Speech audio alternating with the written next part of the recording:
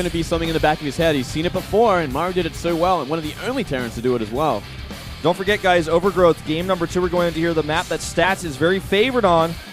Let's go into it. Maru versus Stats, game number 2 here at the Neighbors Starleague.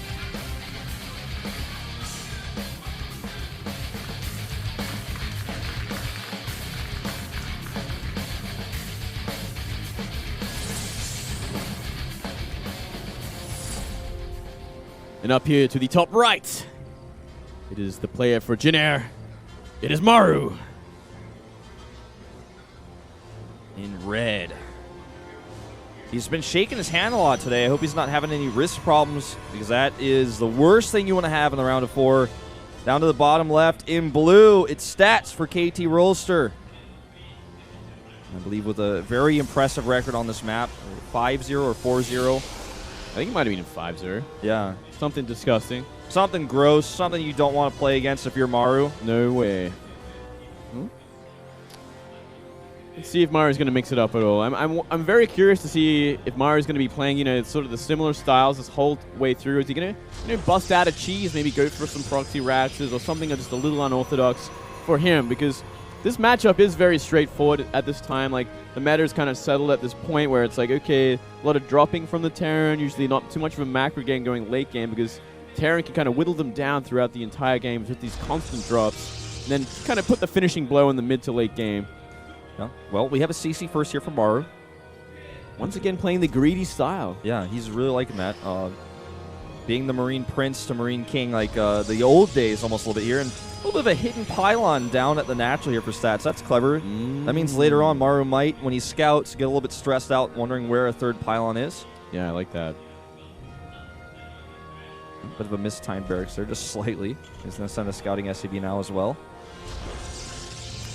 Man. Stats also moving this probe around the left side of the map. Yeah, I think we're going to see a proxy Stargate. I think that's exactly what it's going to be. And not a bad choice against the CC first like this.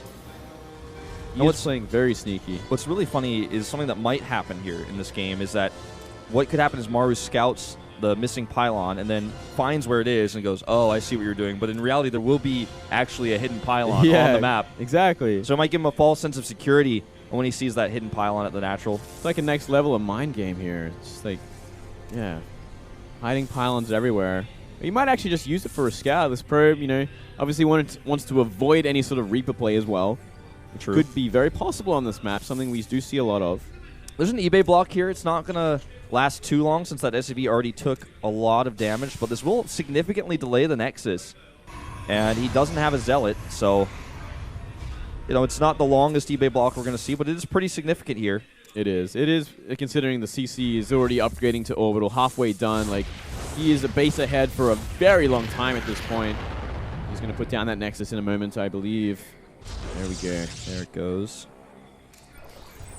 Bunker coming up here. That probe is still kind of roaming around the map.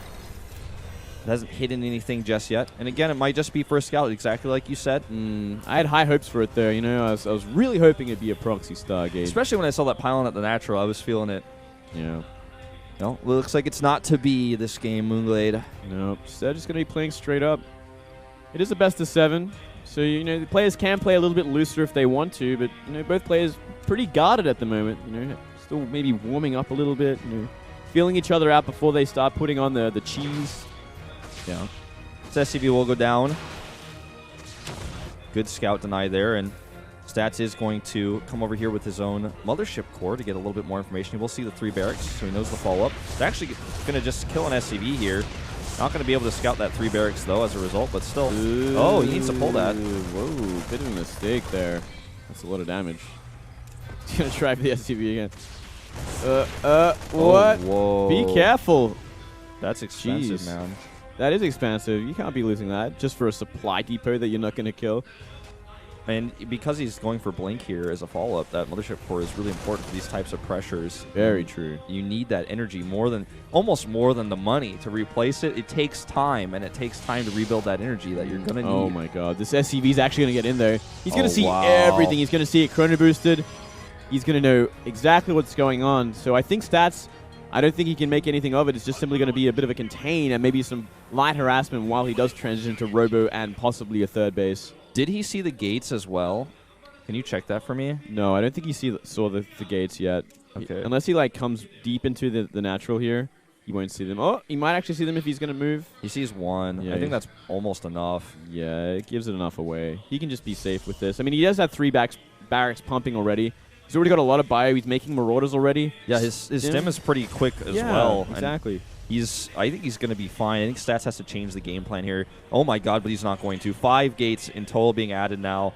I don't know if this is going to be the right choice. If Maru thinks, okay, well, he's probably going to change the plan because I scouted this, that might be how this works, but let's see how much Maru commits to the defense. Already adding 2 bunkers. He's going to come over here and check again with the SCV. This time, there's at least a Stalker to deny further scouting. He shows a gas. Yeah, but what does that really mean? Yeah, I mean, what does that really mean? In fact, he's probably going to keep those gases because to make 5 gates worth of Stalkers, he's probably going to need that, well, right? I mean, I think he's going to have to transition is the bottom line here because we already see that bunker up the top. It's manned up. It's ready to go. We see a lot of Marauders already, more than enough to deal with the likes of these Stalkers. And the SCV scouts all the gates. Yep. The scout coverage was great at the beginning for Stats, but it started to fall apart a little bit. Okay, well, the pressure is real. Blinks up here. He's going to kill this bunker with relative ease, and we'll get a few of those units. Great time warp on the ramp, and this could turn things around very quickly. Going to need to blink down individually here. Still a strong position for Maru. Stim is nearly done. 3 seconds to go. Yeah, I mean, 3 SCVs in a bunker. Not going to be enough here. He blinks forward again, but Stim is done. He has no way to get out of here. I think it's just going to be game. He's going to lose all these Stalkers. Well, you know, that time warp was like, it wasn't helpful because the army was already in range. It didn't have any distance to close there. And now he's going to try to go towards the front, but there's already 2 bunkers, each with 2 Marines. That should buy enough time for the bio to come down. He's out of Mothership core energy, so he can't drop another amazing time warp. Medevacs are on the way, and that robo that you see on the production tab is Stats' awkward attempt to transition here after such a big commitment. It's just not enough. He is so far behind from this. And we've seen this build order fail before where, like, you see the CC first and the 3 racks. It gives you more than enough bio to deal with this Blink Stalker roll in.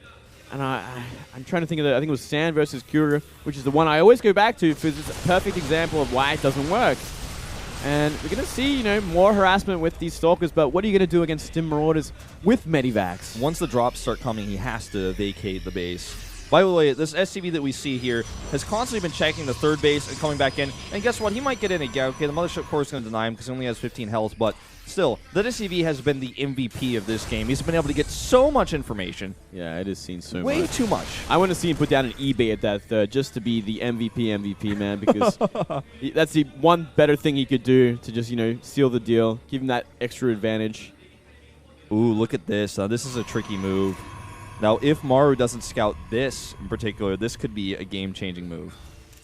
That is definitely like the I swear, I pray to God that he never scouts in the top left or no drop goes by that area, and I win the game through like having a hidden base. It's a good way to kind of try and make a comeback in a game that's almost beyond help at this point. It's desperation with a capital D, Moonglade. But sometimes desperate times call for desperate measures, and we have seen games on this very map played in this exact same fashion where the Protoss comes back and wins because the Terran gets too complacent thinking, I've got him on 2 base. He's got no way to transition. I'm going to keep harassing his 3rd. He doesn't have one, but there's actually a 3rd hidden somewhere on the map. That's the one shot he has as we see the first Colossus now on the way finally. And he still has to buy time somehow, and that's what the Zealot drop is going to do. He's going to come in here, force some bio units to turn around, weaken the push, slow it down a little bit. And it just turns a small drop around, not going to actually weaken this push much at all. No, just the reinforcements helping out there. Everything getting cleaned up. And yeah, it's about how much damage can Maru do, because he does have that window. We're actually seeing a lot of units being forced to warp in, simply because he doesn't have enough to defend against this. He has 16 Marauders on the map. And against a mostly Blink Stalker army here, there's no Zealot charge. Guardian Shield goes up here. Nexus Cannon is up as well. Maru has so much bio. He's just going to continue to trade here. It's 1-1 against completely unupgraded units, by the way. So he's getting some really fantastic trades off. He's actually going to try for the Colossus, but there's not enough Marauders there. Is Maru staying too long? I think he's staying too long, man. Way too long. He's got to get out of here now. Stalkers might have even wanted to blink and chase that medevac. He doesn't know if there are any reinforcements coming. There are, in fact. So many of these medevacs are actually out of energy, too. Keep that in mind. And he's keeping some of his bio at home because of this warp prism. So The Warp Prism is getting some value, and that base of the top left right now does have a few probes on gas and a few mining minerals, so he's starting to get that slight payback from that base. Yeah, slowly but truly. Oh, inside the Colossus nearly going down this time. So low, it's going to be picked off now. Yeah, a Good lot trade. of Stalkers still in this army. Does he have another Colossus? Yeah, now he does. And the medevac does fall. If Maru continues to do this and stats can somehow stabilize in the second, that third base is really going to come into play, but this is still just so much pressure. And I think he feels comfortable now that stats has to keep warping in at home. He can't even warp in units with the Warp Prism, so he's going to send these drops down now. And this might actually be enough to actually smash the nail with the hammer. Yeah, I think it might be, especially with these two full medivacs. He's going to try again. Stims in. Photon Overcharge is finished at this point. No Colossus range just yet. Colossus always under threat of these Marauders targeting it down. Down goes the natural. And I think this might be the game. Yeah, this might be the game, man. There's just so much more pressure. And there's so many more reinforcements coming in these two medevacs that aren't even unloaded yet. Down they go.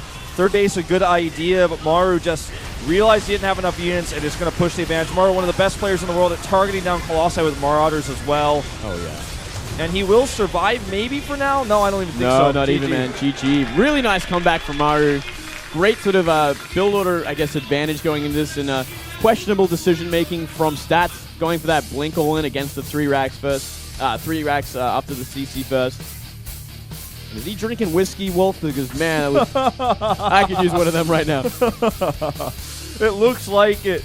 Absolutely, Moonblade. I hope so.